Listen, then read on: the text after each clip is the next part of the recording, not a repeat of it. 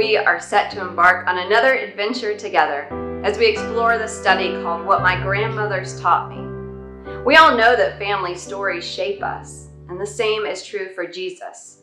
So by taking a look at the mother and grandmothers of Jesus, we'll learn more about who he was and what his mission is.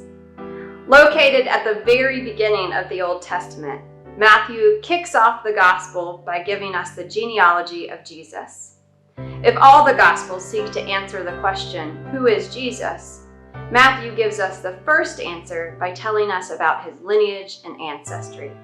Verse 1 begins, an account of the genealogy of Jesus, the Messiah, the son of David, the son of Abraham. From that seemingly unconsequential statement, we can learn a few things.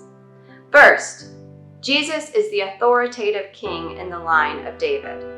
Jesus is not just a descendant of King David, but is his ultimate successor. You see, folks thought that David was the Messiah, and he wasn't. But now we have Jesus, who is the true Messiah, the one promised by God. Next, as we'll explore all year, Matthew includes 5 women in the genealogy of Christ: Tamar, Rahab, Ruth, Bathsheba, who the gospel says is the wife of Uriah, and Mary. Now, if you'll notice, these are not your typical church ladies.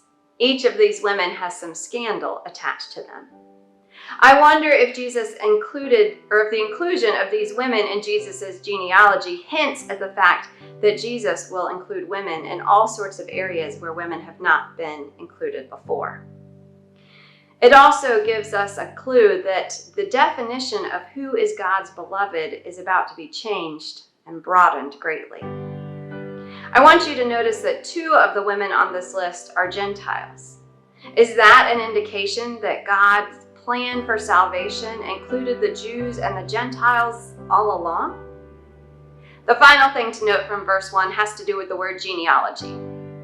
You can't tell because it's in Greek, but the Greek word for genealogy also means birth or Genesis.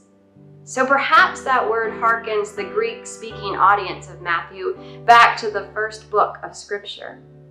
Or maybe it's an indication that God is beginning something new with the birth of Jesus. Or maybe it connects us to the beginning of time and reminds us that Jesus has been fully God from the very beginning. Which of these understandings resonates with you?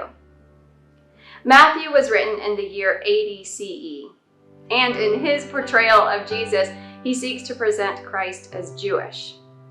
In Luke, the genealogy goes all the way back to Adam, a way of reminding us that Christ is connected to every person, to all people. But Matthew traces his genealogy back to David and then to Abraham, arguably 2 of the most prominent figures in Judaism. Matthew wants us to see that Jesus is the Jewish Messiah, the one we know came to set us all free. One other quirky thing to note. The genealogy leads us all the way up to Joseph, husband of Mary.